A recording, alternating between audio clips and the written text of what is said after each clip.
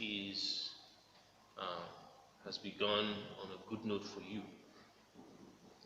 I just thought we should discuss one or two things uh, this morning about life and about meaning. I'm sure you've read one of my books, What is Life Worth? Uh, Avoiding the Trap of Meaninglessness. There's so many other books there. We'll be talking about one or two of those books in this short video that I'll be putting online for you to learn one or two things. Hopefully, you'll be able to get one of the books for yourself. Today, I'll be taking a reading briefly from Genesis chapter 1 and then Genesis chapter 6. And let me just read one or two things. And here in Genesis chapter 1, it says, "In the beginning, God created the heaven and the earth. And the earth was without form and void, and darkness was upon the face of the deep, and the Spirit of God moved upon the face of the waters. And God said, Let there be light, and there was light." And on and on, that reading can go on and on. And we see a very, very scientific background to the beginning of the world. When you study a little bit of astronomy, you will discover that the sun is at the center of our solar system. And looking at it from that perspective, you find that the heat of the sun provides the energy for all the planets in the solar system. And it's the heat and the energy that the sun provides that the earth, because it is just at the right distance from the sun, is able to harness and create this environment that is conducive for human beings and all other organisms to thrive. Now, this is a wonderful evidence of the accuracy of the Bible, and is something that most of us overlook because humanity these days is quite advanced, and we overlook that, and we overlook the beginning of all this, the historical background, even from a religious book like the Bible. And you see very clearly that God made these things, a very accurate description of how God created the heavens and the earth. And the Bible goes further in Genesis chapter 6 to talk about another thing. Of course, God made human beings, and then in Genesis chapter 6, something happened. And it came to pass when men began to multiply on the face of the earth, and daughters were born unto them, that the sons of God saw that the daughters of men, they saw the daughters of men, and they were fair, and they took them wives of all which they chose. And the Lord said, My spirit shall not always strive with man, for that he also is flesh, yet his days shall be 120 years. There were giants on the earth in those days, and also after that, when the sons of God came into the daughters of men, and they bare their children to them, and same became mighty men, which were both men of renown. And God saw that the wickedness of man was so great on the earth, and so on and so forth. And you find that there was this breed of people called Nephilim, which were described as the giants. And there are so many myths on that. But we find that, there are so many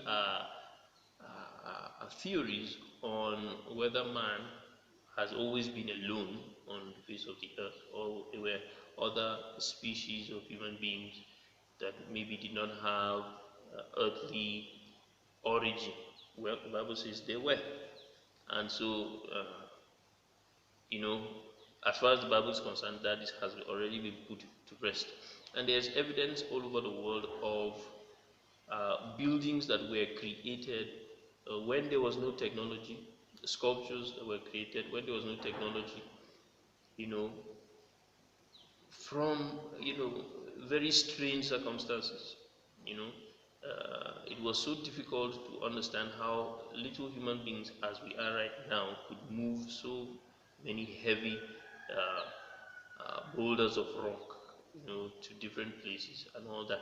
And so there is evidence of people who were giants having lived on the earth before. And because the earth is thousands and thousands of years old, scientists might say about millions of years old, but when we go from the evidence of the Bible, we find that we will have to limit ourselves to about thousands of years old. And it is not really so far-fetched to understand that there are other life forms apart from humanity that are more sophisticated than humanity, if not on earth, outside the realm of earth, and have interacted with man before.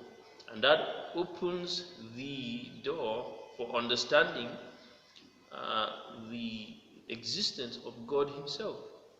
And I believe that as we continue to live our lives here on earth, we must continue to open our minds to a lot of these things. And we will find it easier to imbibe faith. We'll find it easier to grow in our own humanity. Because when we limit ourselves to our humanity, we find that we have very little expectations of ourselves. We have very little boundaries that we set for ourselves.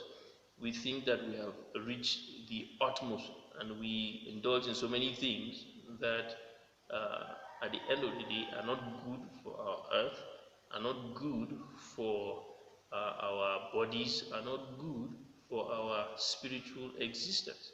So I believe that these things are so important for us. And even in the way we interact with the animals, you know, and the concept of meaning itself. And this is what I've been able to put down, in so many ideas, apart from the book I just talked about. I put it in the book Between the Realms. There is the first volume, which is The Mighty Sons of Eber, and the second volume, which is In Search of Eden. And I've also put both books in one volume, and it's a very interesting read. You need to go up there, Amazon.com. I'm seeing how I can produce some of the books, as separate from those online on Amazon.com, and really, get some of you to have those books. They are beautiful books that will open your mind to a greater realm of greater possibilities, to open your mind and help you to live meaningful lives. And I believe that this will be a blessing to you. Thank you very much for listening to this very short online broadcast. I pray that every day as you live your life, you will be open to God's touching a message from the Word of God, the Bible. It is with us every day in His Spirit. It is with us every minute as we study His Word, as we meditate and we pray to Him. The reason why we are always dependent on others, we depend on others. We want to see this person always, because we feel this is the source of our own peace of mind. We live very limited lives. We live lives dependent on others' finances. We live lives dependent on others' ideas. We live lives dependent on institutions others have created. Governments are unstable today because they are dependent on things others have created.